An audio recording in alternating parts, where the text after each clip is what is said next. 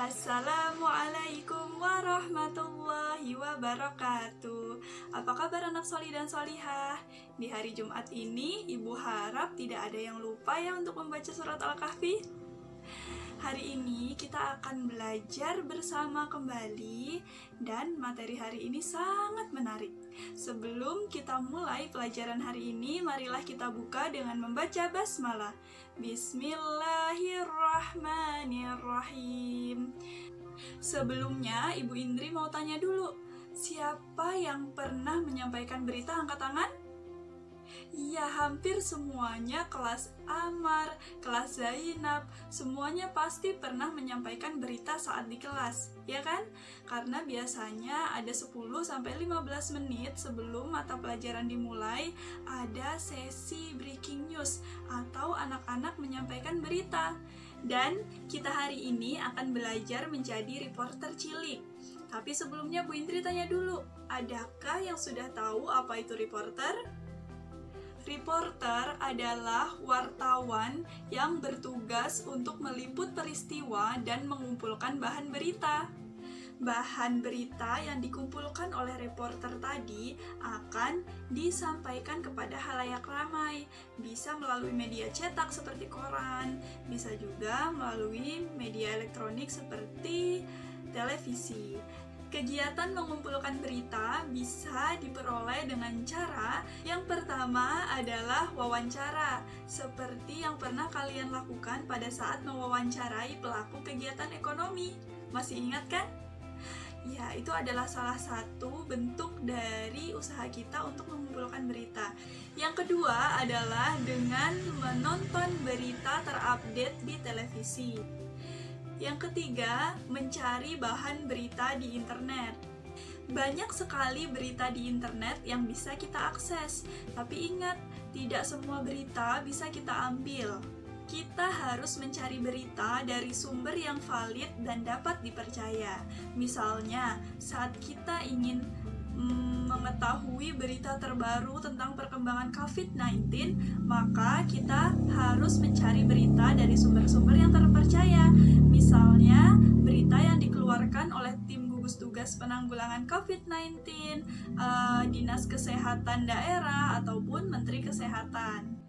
Yang keempat adalah dimanapun kalian bisa meliput berita dengan merekam kejadian-kejadian yang ada di sekitar kita. Misalnya, terjadi kemacetan di depan rumah.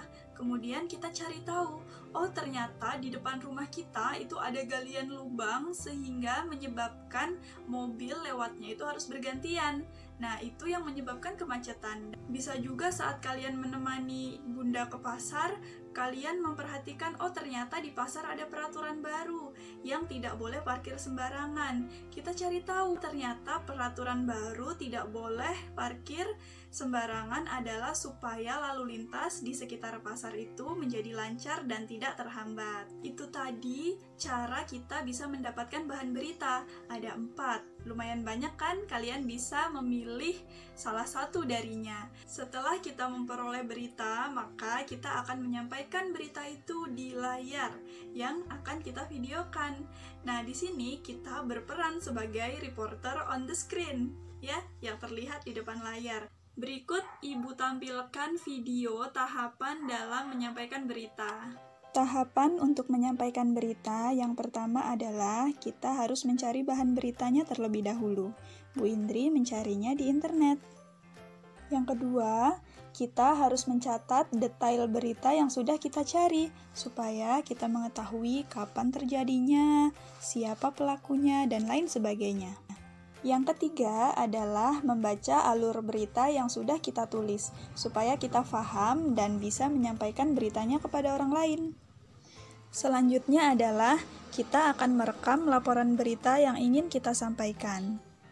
Buka kamera dengan mode video, lalu kita cari tempat yang nyaman untuk menyampaikan berita. Usahakan kamera letaknya stabil, jadi harus diletakkan pada tempat yang rata. Usahakan juga tempat yang kita pilih untuk menyampaikan berita itu tidak berisik, supaya berita yang kita sampaikan dapat terdengar jelas oleh orang lain. Sebagai pemanasan, kalian bisa membaca kembali beritanya sebentar, tarik nafas, dan sampaikanlah berita dengan penuh percaya diri. Untuk menjadi reporter on the screen yang baik, yang harus kita lakukan adalah kita harus percaya diri dan cakap berbicara. Nah, untuk kecakapan berbicara, kita bisa melatihnya melalui memperbanyak kosakata dengan cara banyak membaca buku. Sehingga dengan kita membaca buku, banyak informasi yang bisa kita sampaikan kepada orang lain. Jadi, untuk anak-anak kelas Amar dan kelas Zainab, jangan lupa setiap hari harus membaca buku, oke? Tugas kalian di hari ini adalah kalian diminta untuk membuat video maksimal dengan durasi 3 menit untuk menyampaikan berita yang ingin kalian sampaikan kepada ibu guru dan teman-teman. Videonya boleh dengan tema kesehatan, politik, sosial, budaya, bencana alam, dan lain sebagainya. Jadi, silakan masing-masing dari kalian untuk mencari bahan berita yang ingin disampaikan kepada teman-teman. Karena hari ini merupakan hari terakhir kita belajar di semester 2, maka tugas ini wajib dilaksanakan karena akan Ibu nilai sebagai nilai keterampilan bahasa Indonesia. Dan marilah kita tutup pembelajaran hari ini dengan membaca hamdalah.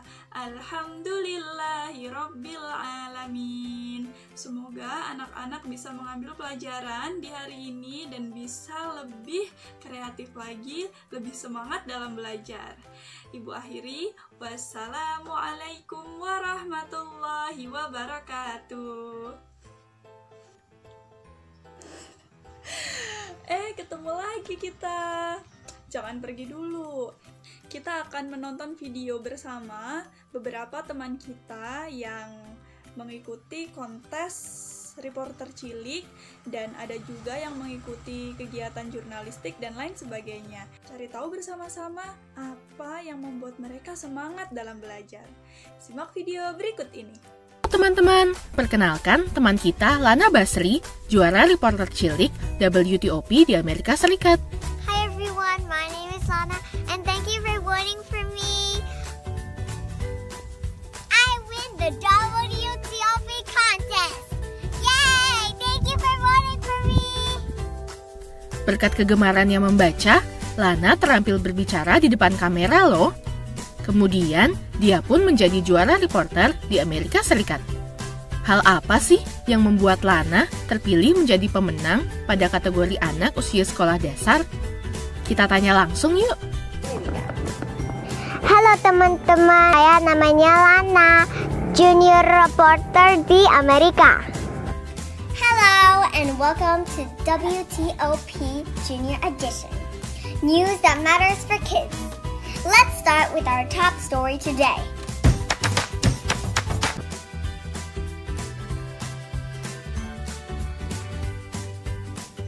Lana suka membaca buku karena Lana bisa belajar tentang binatang, tentang semua. Selamat siang Sobat Solopas TV, saya Marsadi dan Lisadi akan menyampaikan info berita terkini. Warga minta tali Kali Lingko ditinggikan. Banjir pada Sabtu itu mengingatkan warga pada banjir Desember 2007. Ketinggian air dari luapan Kali Lingko hampir mencapai atap rumah warga di sisi selatan kali tersebut. Kali Lingko merupakan batas wilayah kota Surakarta dan Kabupaten Sukoharjo. Kami himbau untuk masyarakat sekitar waspada terjadinya banjir. Wah, ternyata menjadi reporter itu seru ya. Selamat mencoba.